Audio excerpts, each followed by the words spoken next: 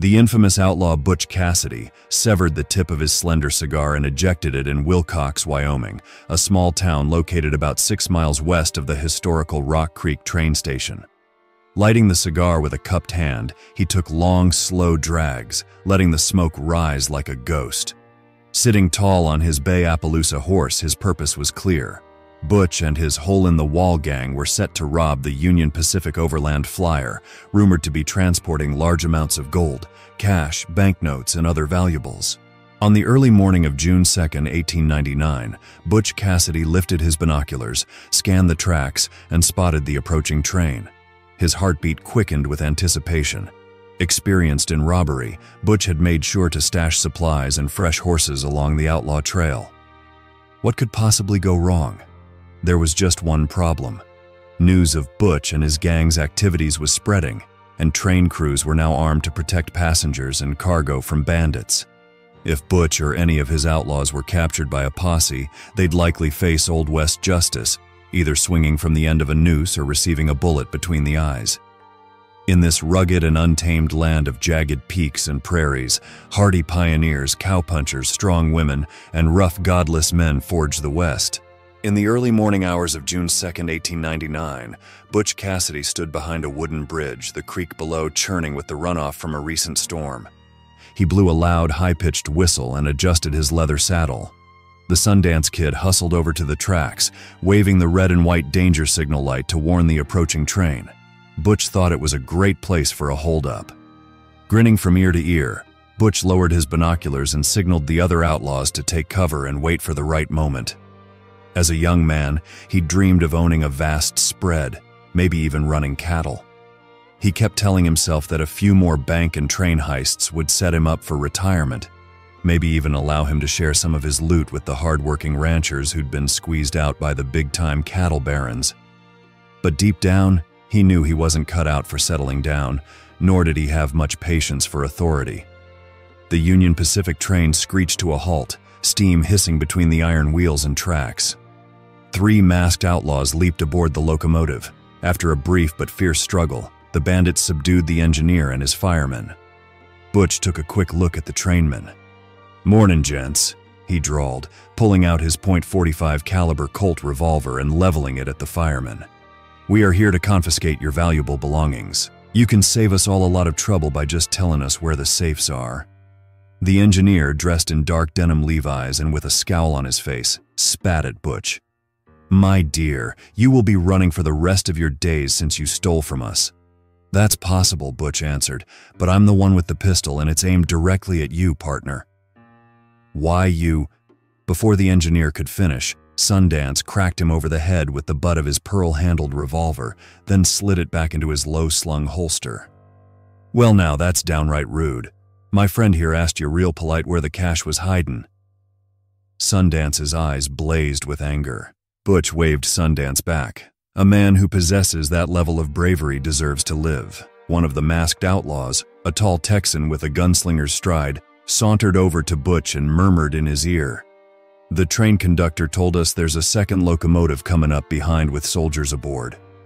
Butch threw his cigar aside, cursing. "Damn it." He turned to Sundance. "Kid, you, I, and the other members of the group are traveling across that bridge. We must ensure that the second train does not pass. I'll set the explosives with 2 of the boys.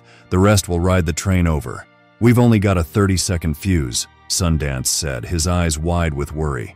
"It's going to be a terrible disaster down in that gully if we don't make it." Butch played with the hammer of his gun. "We're in a rush, gentlemen," he said to the firefighter and engineer. "You thinking of killing us?" the fireman asked, his hands trembling. Butch tipped his rabbit fur hat, giving it a shake before pulling the brim low over his brow. "How very neighborly of you to be concerned about our business. Now get your rig moving." The engineer, nursing a bump on his forehead, told his fireman, "Get those coals stoked and let's get this train across." The engine began its chug and puff towards the bridge. While halfway across the trestle, Butch noticed one of his guys using what seemed to be a cigar to ignite the dynamite fuse. "Damn it, kid," Butch said to Sundance. "You been swiping my cigars again?" "With a stick-up like today's, you ought to get yourself some fine cigars, not those dried-out buffalo turds you've been puffing." Sundance replied with a grin. The train wheezed to a halt.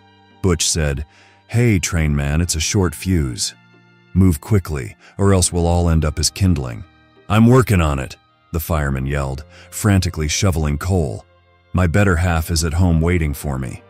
"Well, you're either going to get shot or blown to bits," Sundance hollered. "Now get this damn train across." The train's wheels screeched and ground against the tracks as it lurched forward.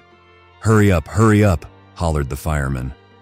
The train gradually gained speed as the fuse burnt down. Just as the last car creaked over the trestle, a deafening blast of dynamite tore into it, lighting up the night sky. Bits of the trestle exploded like fireworks, creating a cloud of smoke and debris in the air. Butch glanced at the gaping hole left in the trestle. "All right, fellas, uncouple the passenger cars. No need for folks to get caught up in this mess. Pull up by that ridge up ahead. We'll check out the mail and express cars." When the train reached the ridge, Butch told Sundance, "Tie up and gag our friends here. We need to put some distance between ourselves and the local lawmen." Afterward, Butch and Sundance made their way to the mail car, joined by two of their gang. "Did you finally get the mail clerk out?" Butch inquired. "He told us to go to hell," the short, burly outlaw replied. "Blow the door open," Butch instructed, stepping back to keep clear.